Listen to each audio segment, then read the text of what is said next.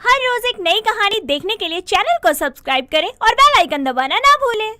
सिया एक बहुत ही ज्यादा सुंदर और चुलबुली लड़की थी जिसे घर के काम ठीक से नहीं आते थे, फिर भी उन्हें करने की कोशिश करती ही रहती थी।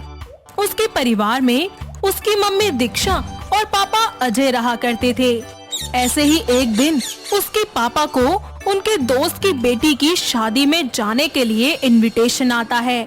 अगले दिन सिया के मम्मी पापा और सिया शादी में जाने के लिए तैयार हो जाते हैं। शादी के वेन्यू पर पहुंचकर वो दूल्हा और दुल्हन को आशीर्वाद देते हैं और उनके साथ पिक्चर क्लिक करवाने के बाद सिया को बहुत ही भूख लगती है और वो फूड काउंटर की तरफ पहुंच जाती है। तभी वो बोलती है, वाओ, यहाँ कितनी सारी अलग अलग डिश है, किसे खाऊं? मुझे तो कुछ समझ ही नहीं आ रहा। एक्सक्यूज मी मैम, अगर आपको कुछ समझ नहीं आ रहा तो क्या मैं कुछ सजेस्ट करूं? जी बिल्कुल। मैम ये सारी डिशेस बहुत ही टेस्टी और डिलीशियस है। अलग अलग स्टेट का तड़का है इनमें। सबसे बेस्ट ये कचौरी है। आप इसे ट्राई कर देखना चाहेंगी? ओके दीजिए फिर। आज मैं पहले इसी को ट्राई करती हूँ। सबसे पहले मैं कचौरी ही खाऊंगी। आहा, क्या लाजवाब टेस्ट है इसका।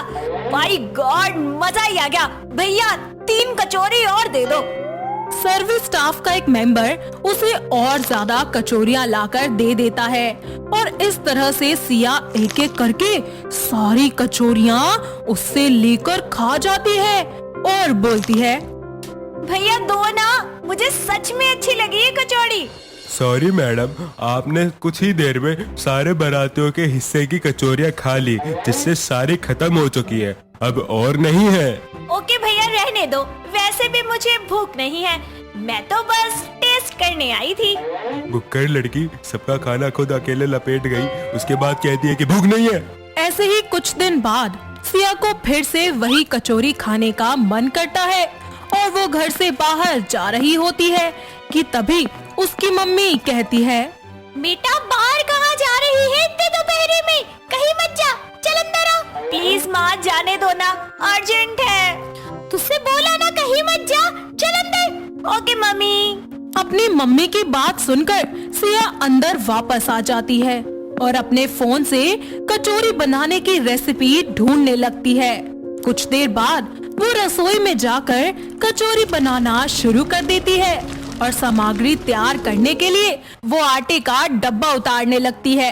तभी अचानक सारा आटा उसके ऊपर ही गिर जाता है। तब वो खुद से कहती है, ये मैंने क्या कर दिया? मुझे जल्दी से कुछ करना पड़ेगा। आज तो मैं कचौरी बनाकर और खाकर ही रहूंगी। वो जल्दी से स्टफिंग का सारा सामान तैयार करती है।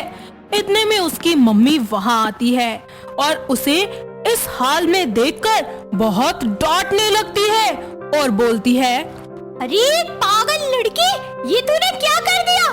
क्या करूं मम्मी, जब से मैंने पार्टी में कचौरी खाई है ना, मेरा बहुत मन कर रहा है फिर से कचौरी खाने का। प्लीज मम्मी मेरे लिए बना दो ना, प्लीज प्लीज प्लीज। चल ठीक है, पर एक शर्त पर बनाऊंगी।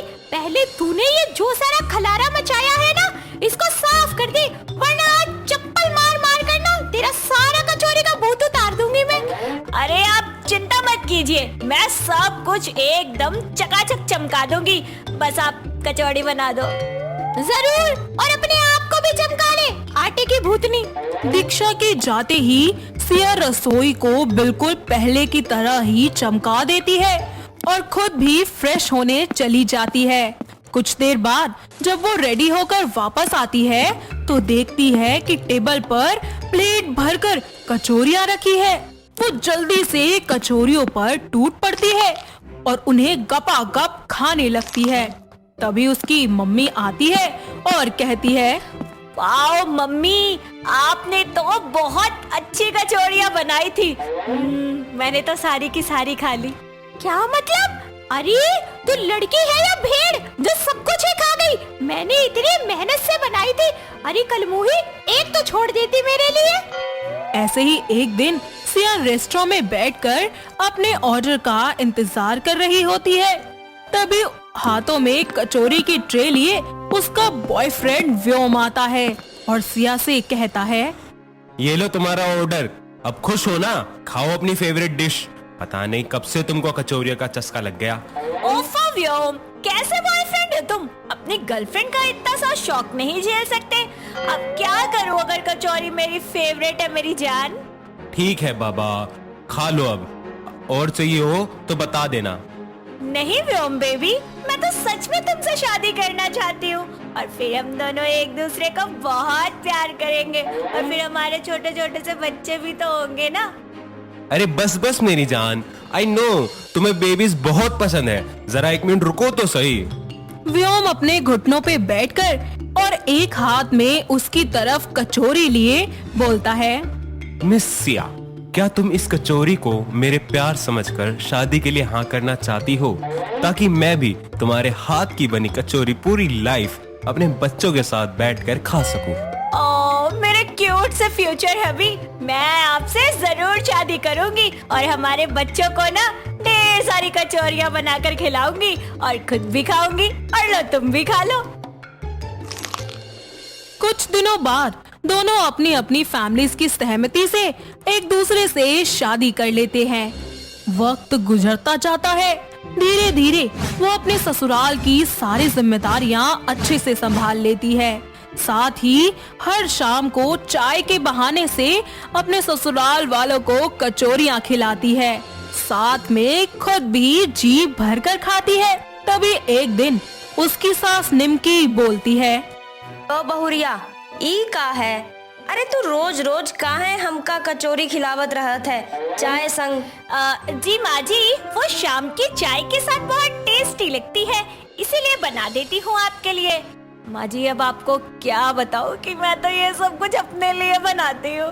कुछ दिनों बाद ये पता चलता है कि सिया प्रेग्नेंट है और ये खबर सुनकर सभी लोग खुशी से झूम उठते हैं। वक्त बीतता जाता है, सिया इस दौरान भी खूब सारी कचौरियां खाया करती, लेकिन 7वें महीने में वो इन सब से बहुत तंग हो चुकी थी, जिस वजह से अब उसे कचौरी खाना बिल्कुल भी पसंद नहीं था। इसकी जगह वो बहुत ही ज्यादा मीठा खाने लगती है। 2 महीने बीत जाते हैं और इस समय सिया हॉस्पिटल में बच्चे को जन्म देने वाली होती है। तभी डॉक्टर बाहर आकर व्योम और उसकी माँ से कहते हैं, मिस्टर व्योम, आपकी वाइफ ने एक बहुत ही क्यूट सी बेटी को जन्म दिया है। तू मेरी बहुत अच्छी दोस्त है और ये डॉक्टर की एक्टिंग करना बंद कर। तू मेरी बहुत अच्छी दोस्त है और रहेगी भी। अरे हाँ हाँ ठीक है, अब जा और जाकर भाभी से और अपनी बच्ची से मिल ले। व्योम और उसकी माँ दोनों ही सिया से मिलने जाते हैं और कुछ देर बाद उन्हें वहाँ से वापस घर ले आते हैं और इस तरह सिया अपने पूरे परिवार और अपनी बच्ची के साथ हंसी खुशी रहने लगती है और उसकी कचौरी खाने की लत भी बिल्कुल दूर हो जाती है। तो दोस्तों, कैसी लगी आपको हमारी ये कचौरी खाने वाली बहू की कहानी? क्या आपके घर के आसपास भी है कोई ऐसी कचौरी वाली बहू जिसे कचौरियाँ खाना और उन्हें खिलाना इतना ज्यादा पसंद हो? अगर हाँ तो उन्हें ये वीडियो दिखाइए और हमें कमेंट करके बताइए। दोस्तों, अगर आपको ये कहानी पसंद आई तो इसे लाइक करें, शेयर करें और कमेंट करके बताएं कि कहानी में आपको सबसे अच्छा क्या लगा।